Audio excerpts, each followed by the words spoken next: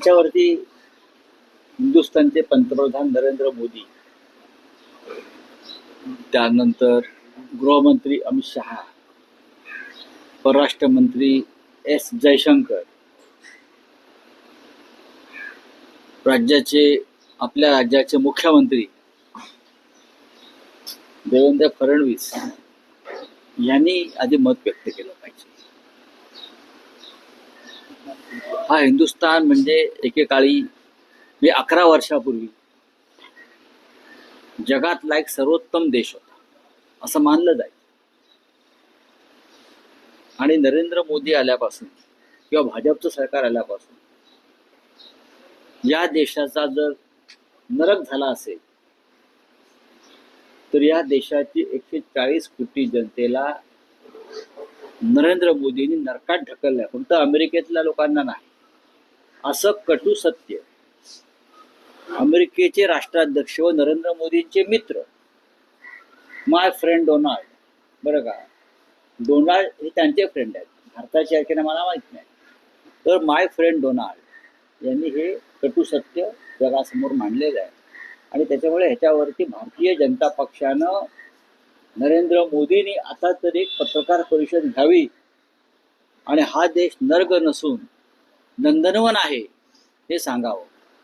ते नंदनवन होतं, या नंदनवनाचा नर्क करण्याचं काम नरेंद्र मोदी आणि त्यांच्या सरकारने गेल्या 11 वर्षात केलं आहे. डोनाल्ड ट्रम्प यांच्याकडे ती पक्की माहिती आहे असं त्याच्यावरून दिसतंय.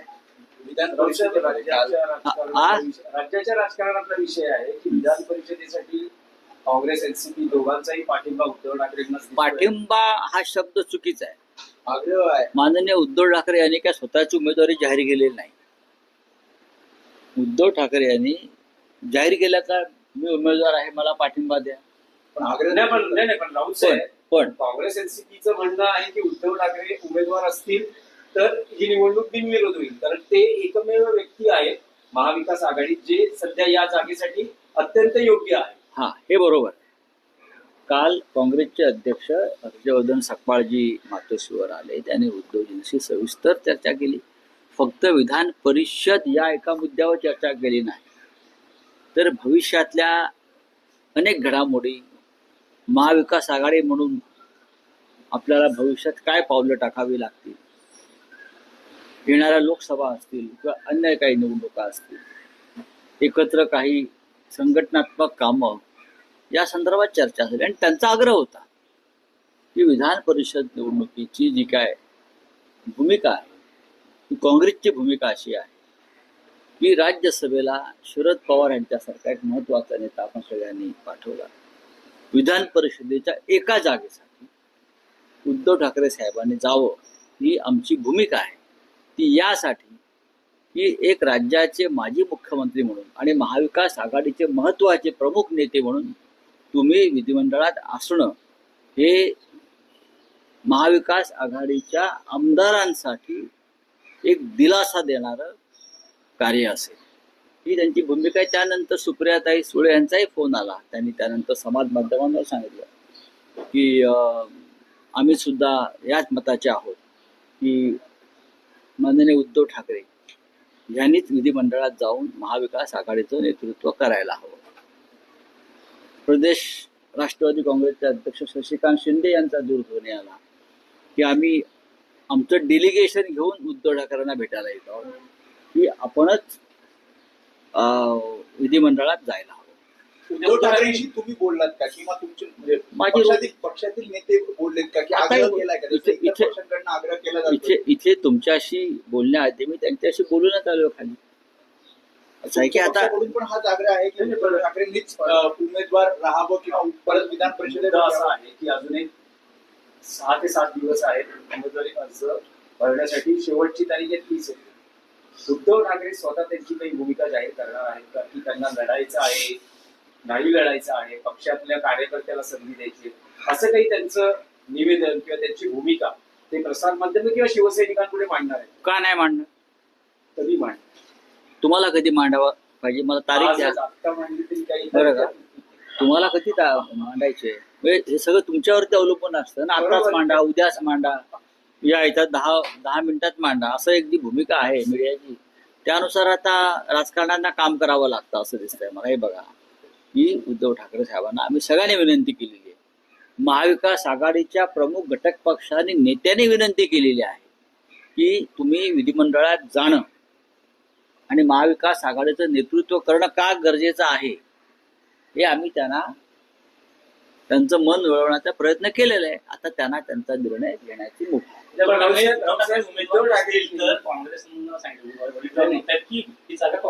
आम्ही काँग्रेस पक्षाध्यक्षाची चर्चा केली. त्यांचं म्हणणं बरोबर आहे वडेट्टीवार यांचं, ते त्यांच्या पक्षाची भूमिका मांडतात. पण काल प्रदेश काँग्रेसचे अध्यक्ष मातोश्रीवर आले. या संदर्भात काँग्रेसचे राष्ट्रीय अध्यक्ष खरगे साहेबांशी चर्चा सुरू आहे. त्यांची सुद्धा एक विनंती आहे त्या संदर्भात. त्याच्यामुळे जिथे बोलायचं आहे तिथे आम्ही बोलतो. त्यांचे पण उमेदवार काही काँग्रेसचे इच्छुक आहेत, नावं समोर आली काँग्रेसच्या उमेदवार. बघा, इच्छुक का असू नये, राजकारणामध्ये राजकीय कार्यकर्त्यांनी इच्छा व्यक्त करणं हा काय गुन्हा आहे का? नाही ना. जर बारामती पोटनिवडणुकीमध्ये अपक्ष लढतात आणि निवडणूक होते तर हे तर विधान परिषद आहे. विधान परिषद तुम्ही घेतली तर पुढची राज्यसभा ही आम्हाला असावी असं वडेट्टीवारांनी काय म्हटलं. आम्ही या संदर्भात राहुल गांधी, खरगे साहेब, सोनिया गांधी यांच्याशी उद्धव ठाकरे साहेबांचा उत्तम संवाद आहे. आणि त्यामुळे काल प्रदेश काँग्रेसचे अध्यक्ष हर्षवर्धन सपकाळ साहेब हे या विषयावर चर्चा करण्यासाठी माननीय उद्धव ठाकरे साहेबांकडे आले. सुप्रियाताई सुळे ज्या राष्ट्रवादी काँग्रेसच्या कार्याध्यक्ष आहेत त्यांनी एक भूमिका मांडलेली आहे आणि त्या भूमिका अत्यंत महत्वाच्या आहेत. आणखी एक विषय होता की साधारण वर्षभरापूर्वी हिंदी सक्तीच्या विरोधात दोन ठाकरे बंधू एकत्र आले. सध्या मुंबई महाराष्ट्रात जे सुरू आहे, रिक्षा चालक आणि टॅक्सी चालकांना मराठीची सक्ती किंवा मराठी भाषा येणं आवश्यक आहे आणि या दृष्टीनं त्याला विरोध होतो आहे, त्याला पाठिंबाही होतो आहे. पाठिंब्यासाठी मनसे आणि अन्य पक्ष रिंगणात आहेत, तर दुसऱ्या बाजूला विरोध यासाठी होतोय की काल सदावर्तेंनी भूमिका मांडली, संपाची हाक दिली गेलेली आहे. हिंदी भाषा मराठी भाषा सक्तीची असू नये यासाठी आंदोलन उभं केलं. मराठीला जो विरोध होतो आहे तो एकनाथ शिंदेच्या गटाकडून होतो आहे, हे तुम्हाला माहिती आहे. परिवहन मंत्र्यांची तर भूमिका, परिवहन मंत्री संजय निरुपम आता कसं बोललात तुम्ही, हा एकनाथ शिंदेच्या गटामध्येच या संदर्भात विरोधाची भूमिका आहे. प्रताप सरनाईक परिवहन मंत्री यांची भूमिका ही महाराष्ट्राच्या आणि मराठी माणसाच्या हिताची आहे. ही त्यांनी घेतलेली भूमिका आहे. परिवहन मंत्री म्हणून ती योग्य आहे. त्याला विरोध करण्याचं कोणाचंही कारण नाही. जे या भूमिकेला विरोध करतील ते मराठी माणसाचे आणि महाराष्ट्राचे शत्रू आहेत. एकनाथ शिंदेने ठामपणे सांगायला पाहिजे, हो ही भूमिका आहे. देवेंद्र फडणवीसांनी ठामपणे सांगायला पाहिजे, हो ही भूमिका आहे. सुनित्राताई पवार या उपमुख्यमंत्री आहेत, त्यांनी सांगायला पाहिजे, हो ही मराठी संदर्भातली भूमिका योग्य आहे. आम्ही सगळे शिवसेना, बाळासाहेब ठाकरे, माननीय उद्धव ठाकरे, आम्ही सगळे या भूमिकेसाठी सातत्याने वर्षानुवर्ष संघर्ष करत आलो, लढत आलेलो. महाराष्ट्रात मराठीला विरोध करून लोक इथे कसे काय राहू शकतात हा साधा प्रश्न आहे. ही बाळासाहेब ठाकरेंची भूमिका आहे. तुम्ही ज्या राज्यामध्ये आहात त्या राज्याची भाषा तुम्हाला येणं गरजेचं आहे. हे त्यांचं म्हणणं फक्त मराठी पुरतं आहे का? नाही. हे त्यांचं म्हणणं प्रत्येक राज्यातल्या त्या मातृभाषेविषयी आहे. मग महाराष्ट्रामध्ये या मुंबई शहरामध्ये महाराष्ट्राच्या राजधानीमध्ये तुम्हाला मराठी यायलाच पाहिजे. राज्य सरकार केंद्र सरकार वारंवार नारी शक्ती असं म्हणतं, परंतु महिला बाल विकास विभागामधलेच महिलांसाठीच्या योजना ज्या आहेत त्यामध्ये प्रचंड भ्रष्टाचार असलेलं पाहायला मिळते. काही योजना ज्या आहेत केवळ कागदावर आहेत आणि केवळ पैसे. नारी शक्ती वंदना हे ढोंग आहे भाजपचं. भाजपचं जे आहे नारी शक्ती वंदना हे ढोंग आहे. नारी शक्तीची एवढीच काळजी असेल तर राज्याच्या मुख्यमंत्रीपदी एक महिला नेत्याला त्यांनी बसवा. पंकजा मुंडेंना बसवावं. आणि केंद्रामध्ये सुद्धा प्रधानमंत्र्यांनी पंतप्रधानपदी एक महिला नेत्यांना विराजमान करावं. आपोआप नारी शक्तीला ताकद मिळेल. वोटिंग परसेंटेज बढ़ गया तमिलनाडु और पश्चिम बंगाल में, और क्या कह रहा है कि इंडिपेंडेंट के बाद पहली बार ऐसा हुआ है और इसमें भी जो महिलाएं हैं उनके वोट ज्यादा आए हैं.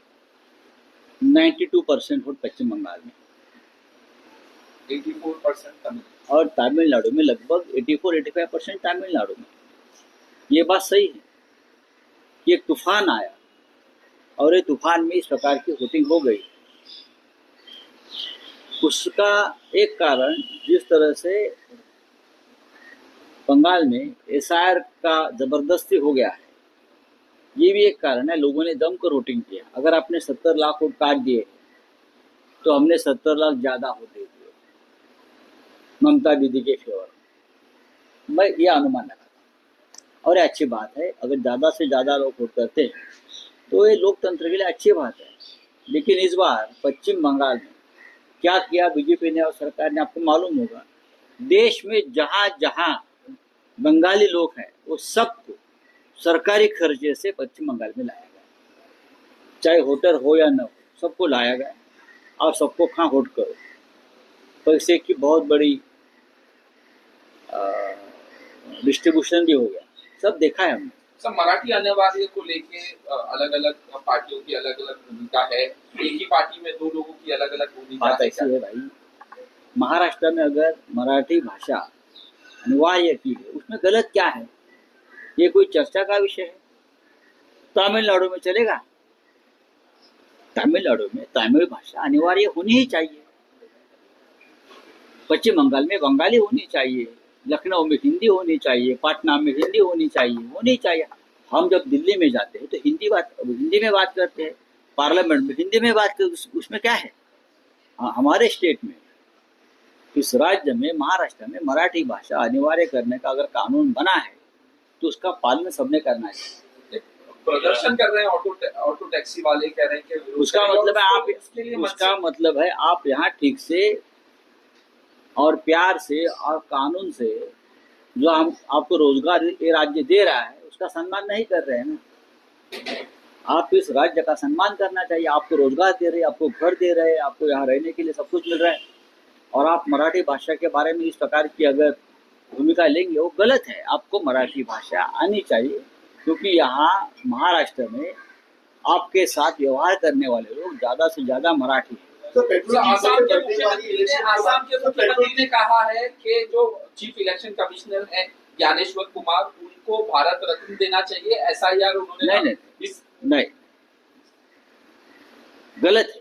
उनको नोबेल पीस प्राइज देना चाहिए। भारत रत्न बहुत छोटा उनके लिए। बीजेपी की इतनी सेवा करने के बाद सिर्फ भारत रत्न मिलेगा तो ये बहुत उनका अपमान होगा। भारत रत्न में मैं असम के मुख्यमंत्री को कहूँगा क्या दिल्ली में आइए और प्रधानमंत्री को कहिए कि जो नोबेल प्राइज कमेटी है उनको लेटर लिखो, और ट्रम्प को भी बोलो आप भी लेटर लिखो ज्ञानेश कुमार के लिए, और उनको नोबेल प्राइज देना चाहिए। इतना बड़ा काम कर रहे हैं, बीजेपी की इतनी सेवा कर रहे हैं, बाप रे बाप। पेट्रोल की कीमत बढ़ने वाली इलेक्शन की बात ऐसा कहा जा रहा है, और जहाँ अपना जहाज जो पकड़ा गया था उसमें कोई देशी के कुछ काम नहीं कर रहे, तो क्या करना चाहिए? अब ये काम जो है ये किसी पॉलिटिकल पार्टी का तो नहीं है ना, उसमें से मार्ग निकालने का। ये काम सरकार का है, ये काम मोदी जी भी पश्चिम बंगाल में बिजी है।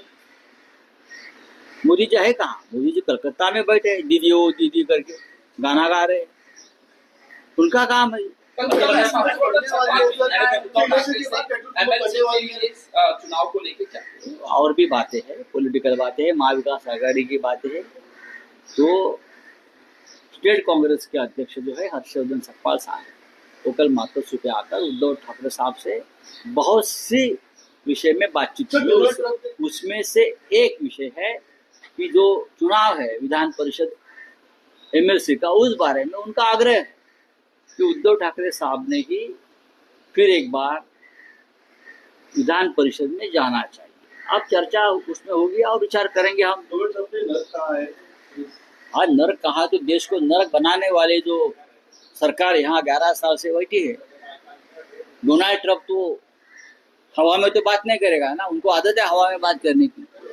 लेकिन 140 करोड़ वाले एक देश को प्रेसिडेंट ट्रम्प अगर नर्क बोलता है तो उनके पास इस देश में क्या हो रहा है उनकी जानकारी है, खबर है। आहे ते.